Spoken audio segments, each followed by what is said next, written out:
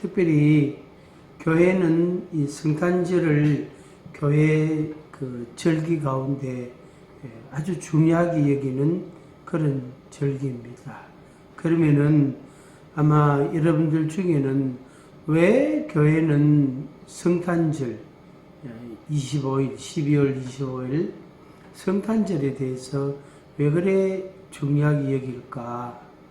그런 생각을 한 번 정도는 대개 다 해 보셨을 것입니다.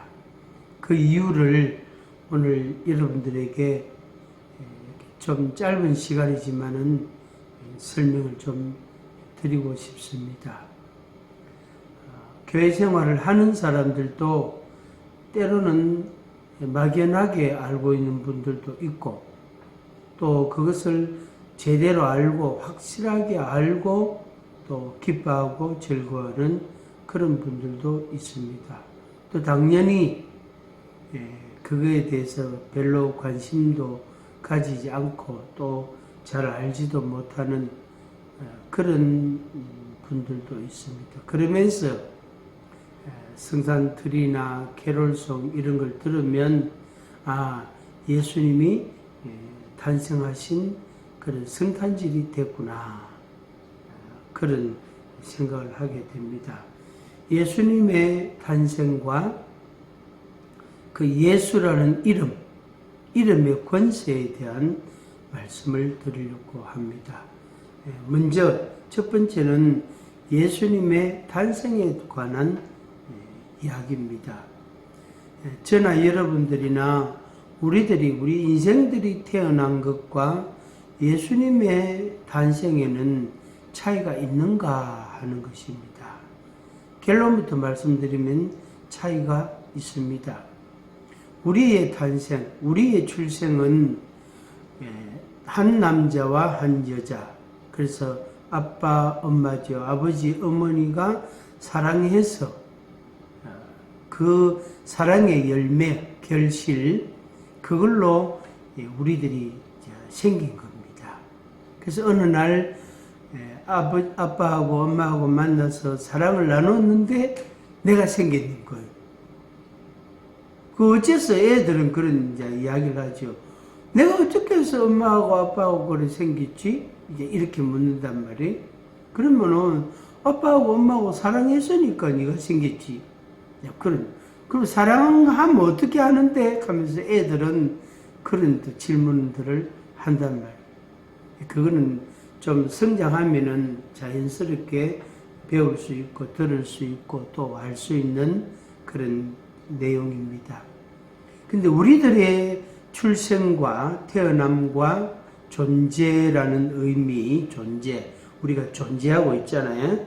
우리가 생존하고 있단 말이에요. 그래서 우리의 존재, 우리의 정체성하고 예수님의 탄생하고는 어떤 차이가 있는가 하는 겁니다. 앞서 말씀드린 것처럼 우리들은 그렇게 해서 태어났습니다. 그래서 그 아빠 엄마가 나를 잉태하고 내가 태어날 때 그때는 아빠 엄마가 사랑했죠. 사랑했으니까 또 같이 잠도 자고 사랑했으니까 사랑의 열매가 생긴 거단 말이에요.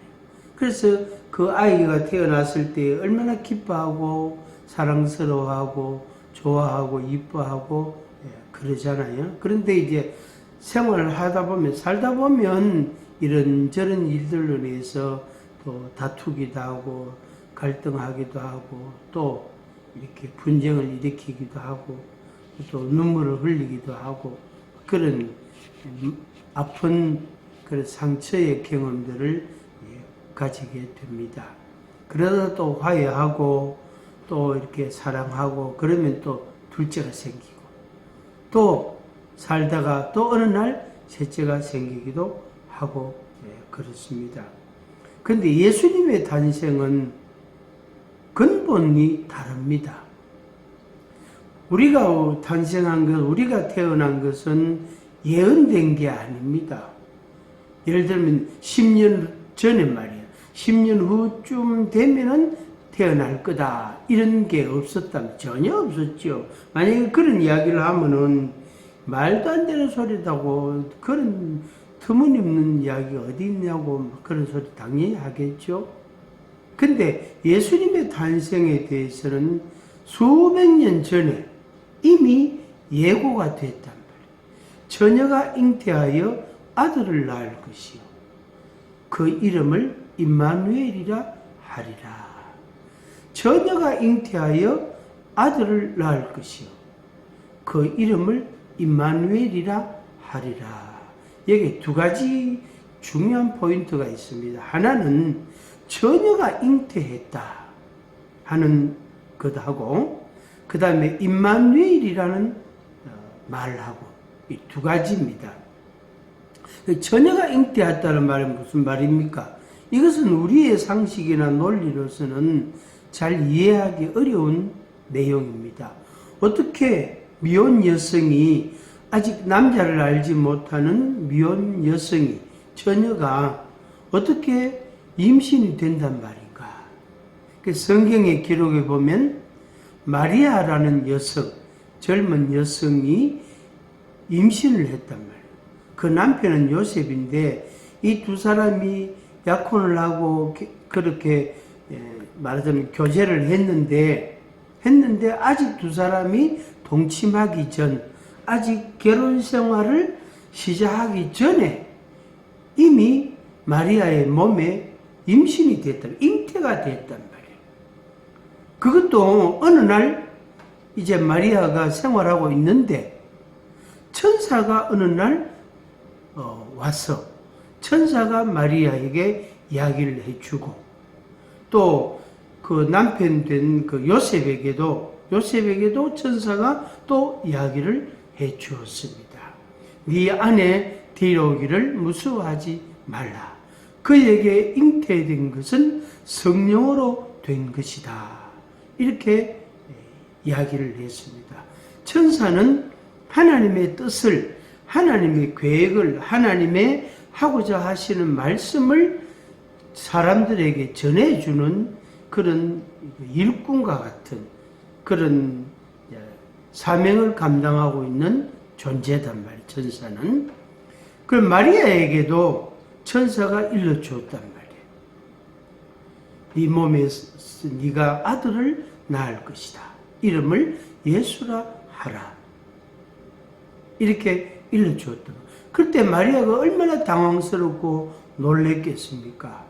난 남자를 알지 못하는데 어찌 내가 임신을 한단 말입니까?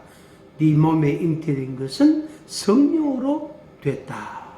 그렇게 이야기를 했습니다. 이야기를 했단 말이. 그래서 마리아가 주님의 뜻대로, 하나님의 뜻대로 될 것입니다 하고 그것을 천사가 전해주는 소식을, 그 이야기를 받아들였습니다. 그렇게 되기를 바랍니다. 원합니다. 내가 그거에 순응하겠습니다. 순종하겠습니다. 이렇게 대답을 했습니다. 여기에 성령으로 잉태됐다는 그 말, 성령으로 잉태됐다. 하나님의 영이, 하나님의 신이 마리아의 몸에 임해서 그 능력으로, 하나님의 그 권능으로 마리아의 처녀의 몸에 생명이 잉태가 됐다. 이 과학적인 근거로는 도무지 설명이 안 되고 납득이 어려운 겁니다. 분명히 부정모혈로 통해서 생명이 태어나고 또 출생이 되고 그렇단 말이에요. 그런데 모혈은 있고, 모혈, 어머니와 피, 모혈은 있는데 부정이 없단 말이에요. 아버지의 그 생명이 없단 말이에요. 그래서 부정모혈로 우리는 태어났는데 예수님의 탄생은 부정은 없고 그냥 모혈로 태어났다. 그러면 부정은 어디서 왔느냐? 남편 된 요셉에게서 온 것이 아니고 성령의 능력으로 그 몸에, 마리아의 몸에 잉태가 된 것입니다. 그래서 마리아가 예수님의 어머니가 된 거죠. 그래서 하나님께서 하나님의 독생자를 이 땅에 보내시는데 말씀이 육신이 되어 우리 가운데 거하시며 하나님의 독생자를 이 땅에 보내시는데 마리아라는 여성의 몸을 빌려서 그 몸을 통하여서 이 땅에 이 세상에 탄생하신 것입니다. 그런데 그 방법은 하나님의 권능으로 되어졌다. 하나님의 권능으로 됐단 말이에요. 하나님의 권능으로. 그게 이제 우리의 출생과의 차이입니다. 차이면서 이것은 그냥 비교할 수 있는 그런 문제가 아닙니다. 전혀 다른 약간 이렇게 견주어 보고 이렇게 논의해 볼 수 있는, 토론해 볼 수 있는, 이야기를 해 볼 수 있는 그런 어떤 입장이 아니고 문제가 아니고 전혀 다른 출생, 전혀 다른 생명의 역사입니다. 단 우리와 같은 성정을 가진, 우리와 같은 몸을 가지신 것입니다. 하나님의 아들이 우리와 같은 몸을 갖고 이 땅에 오신 것입니다. 그러면 왜 그렇게 몸을 갖고 오셔야 되나 하는 겁니다. 그것은 십자가의 죽음이라는 것 때문에 그렇습니다. 십자가에 못 박혀 십자가의 못을 박힌단 말이에요. 십자가에 못 박혀 죽임을 당하는, 죽는 그 죽음이라는 과정, 죽음이라는 그 거사가 있기 때문에 그렇습니다. 그래서 죄인들을 위하여, 죄인들의 죄를 위하여 대신해서 죽는 대속의 죽음을 죽어야 되겠기에 몸이 필요한 거예요. 육이 필요했던 겁니다. 그래서 하나님께서 친히 몸을 입고 이 세상에 오셔서 십자가에 못 박혀 죽으셨단 말이에요. 그래서 그 죽음을 죽어야만, 대속의 죽음, 대신해서 죽는 죽음을 죽어야만 우리의 죄가 사하여지는 이 대속의 죽음, 대속의 은혜라고 말하는데, 은혜다, 사랑이다. 그렇게 속죄하는, 우리의 죄를 속죄하는 그 과정, 그것이 바로 육체의 죽음, 대속의 죽음이 필요했던 겁니다. 그게 바로 하나님이 정하신 율법입니다. 하나님이 정하신 규칙이다, 계명이단 말이에요. 그래서 하나님의 독생자를 몸을 육체를 가진 몸으로 오셔야만 십자가에 못 박혀 죽으실 수가 있었던 거죠. 맞잖아, 그죠? 몸이 없이 천사는 영적인 존재인데 몸이 없는 천사의 모습으로는 십자가의 죽음을 죽을 수가 없잖아요. 그래서 천사는 우리의 구세주가 될 수가, 메시아가 될 수가 없는 거예요. 그럼 우리 인간은 그러면 될 수가 없나? 우리 인간은 죄인이기 때문에 죄인이 죄인을 위해서 죽을 이유가 없고 죽을 필요도 없고 당연히 자격도 안 된단 말이에요. 내가 다른 사람의 죄를 위해서 내가 대신 죽어도 그 사람의 죄를 내가 사해 줄 수가 없단 말이에요. 그건 내 죄는 없지 않냐는 거죠. 그런데 죄 없으신 하나님의 독생자가 대속의 죽음, 대신해서 죽으심으로 인해서 우리의 죄를 사하여 주고 우리의 죄를 속죄해 주신 것입니다. 그게 우리가 믿는 믿음의 중요한 요소가 되고 그게 죽음의 가치입니다. 그러기 위해서 육을 입고 오셔야만 한다 하는 말씀입니다. 그래서 육신을 입고 오셨어요. 그런데 죄 없는, 부정이 없는 모혈만 있는 모습으로 그래서 하나님의 능력, 하나님의 성령의 능력, 권능으로 잉태가 되게 하고 그렇게 해서 죄 없으신 모습으로 오신 것입니다. 그 다음에 이제 두 번째는 그 예수님을 우리가 구주로 믿고 영접하는 겁니다. 그 대속의 죽음을 우리가 믿고 영접하고 인정할 때에 우리가 죄 사함을 받게 되는 그런 축복이 있게 됩니다. 여러분들이 그렇게 되기를 바랍니다. 두 번째는 뭐냐면은 그 예수라는 이름이 권세가 있단 말이에요. 뭐가 있다고요? 권세, 능력, 힘, 그게 있단 말이에요. 저 이름도 물론이고 여러분들의 이름은 권세가 없어요. 이름 자체는 자기 정체성, 자기 존재를 가리키는 것이기 때문에 그 의미밖에 없는 거예요. 그러니까 우리들의 이름, 우리 보통 사람들의 이름은 자기 존재를 가리키는 그 의미 이상 없다면, 다른 이름이 없단 말이에요. 다른 이름은 이제 예를 직장이나 사업이나 뭘 이래 하면은 이제 사업가들한테는 사장님 이래 부르잖아요. 아무개 씨 이래 잘 안 부른다고요. 사장님 부르고 또 회사를 가면은 뭐 부장 같으면 뭐 이부장, 뭐 김과장 이렇게 그 직책을 부르잖아요. 직책. 그 직책이 그 사람의 존재를 뜻하는 게 아니거든요. 그 직책의 자리에 있을 때만 그 이름이 해당되고 그 직책목에 해당되지, 그 회사를 퇴사하거나 또 부서를 옮기거나 또 직책이 바뀌어지면은 당연히 그 사람의 본래 이름은 그대로 있는데 직책의 호칭이 바뀌어지는 거예요. 그래서 호칭 때문에 그 사람의 정체성이 결정되는 게 아니잖아요. 자기 이름은 자기의 정체성, 자기의 존재를 가리키는 이름입니다. 그 이상 없단 말이에요. 그런데 예수님의 이름은 이름 그 자체에 권세가 있습니다.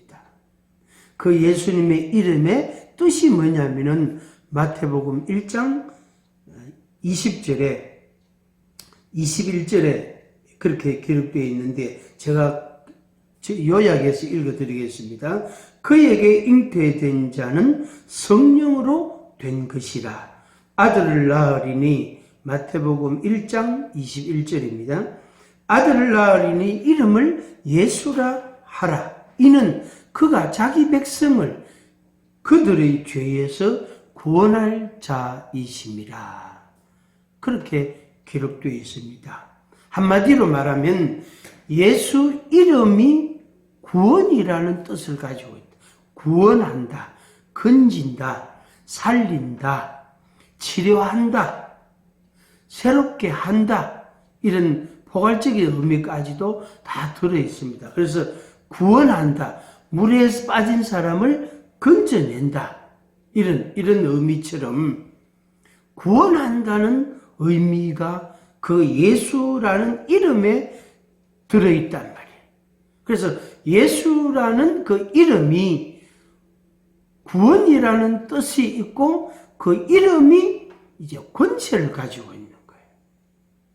그래서 정체성의 문제도 포함을 하지만은, 정체성의 의미도 포함을 하지만 그 이상, 그 이름이 들어가는 곳, 그 이름이 있는 곳에는 일이 일어납니다. 표적 기사가 나타납니다. 이적이 나타납니다.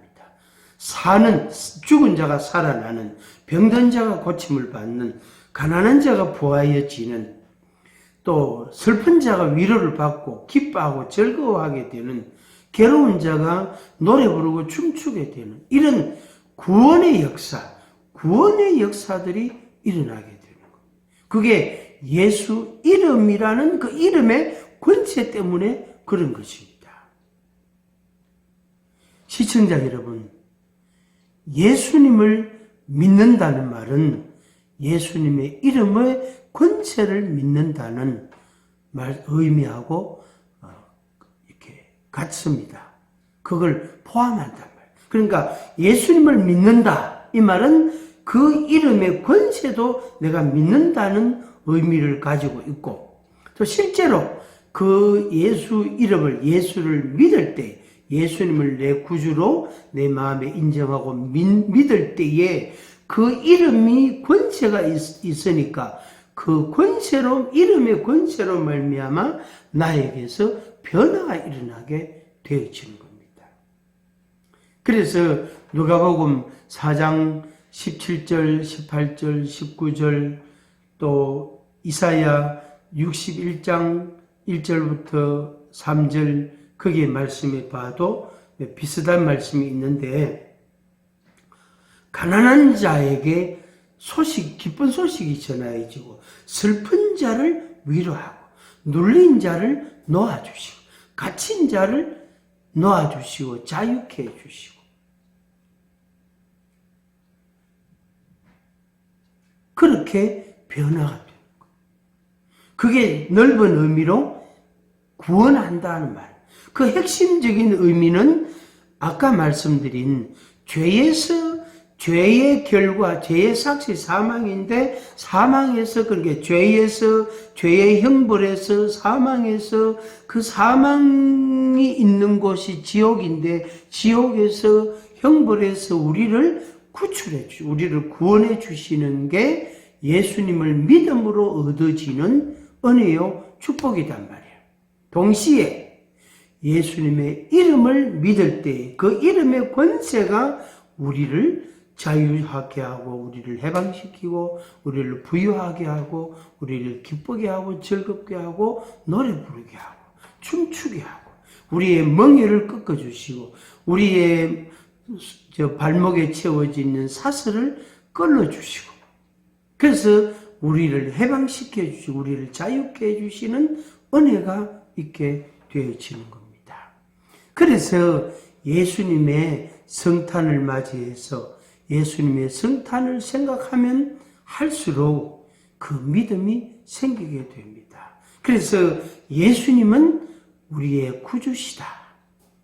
그리고 예수님의 이름을 믿으면 그 번째가 내 생활에 나타난다. 그래서 예수 믿는 자들이 기쁜 거예요. 예수 믿는 사람들이 즐거운 거예요. 만약에 기쁘고 즐겁지 않다, 그 사람은 뭔가 잘못 믿고 있는 거예요. 예수님을 잘못 알고 있는 거예요. 뭔가 다른 생각을 너무 많이 하고 있는 거예요. 그래서 예수님의 권세보다 자기 생각이 너무 빠져 있는 거예요. 그러면 그것을 헤어나지 못하고, 말하자면 속박이 되고 갇히게 되고 눌리게 되고 슬퍼하게 되고 괴로워하게 되고 엄청난 고통을 당하게 되겠죠. 시청자 여러분, 예수님을 믿으시기를 바랍니다. 권합니다. 예수님의 이름의 권세를 믿으시기를 바랍니다. 혹 여러분 중에 믿음이 없더라도 예수님의 이름을 불러보세요. 종이에 예수라는 이름을 써가지고 벽에 붙여놓고 그걸 한번 쳐다보세요. 그걸 한번 읽어보세요. 또 예수라는 이름에 대해서, 예수님에 대해서 주님이라고, 주여라고, 주여, 주님이라고 불러보세요. 여러분들에게 놀라운 일들이 생길 겁니다. 마음에 뭔가 어려움이 있고 힘이 드는 게 있으면, 답답함이 있으면 그것을 그 예수님의 이름에, 예수님에게 이렇게 맡겨보세요. 부탁을 해보세요. 예수님, 제가 요즘 이렇습니다. 제 마음이 이렇습니다. 이거 좀 해결해 주세요. 이거 좀 처리해 주세요. 이거 부탁합니다. 좀 도와주세요. 라고 말씀해 보세요.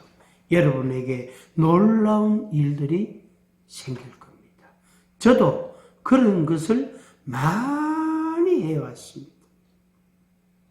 정말로 많이 했습니다. 지금도 하고 있습니다. 바라기는 예수님을 믿고 그 이름의 권세도 함께 믿는 그런 확신을 갖기를 바랍니다. 그래서 여러분들의 영과 육이, 여러분들의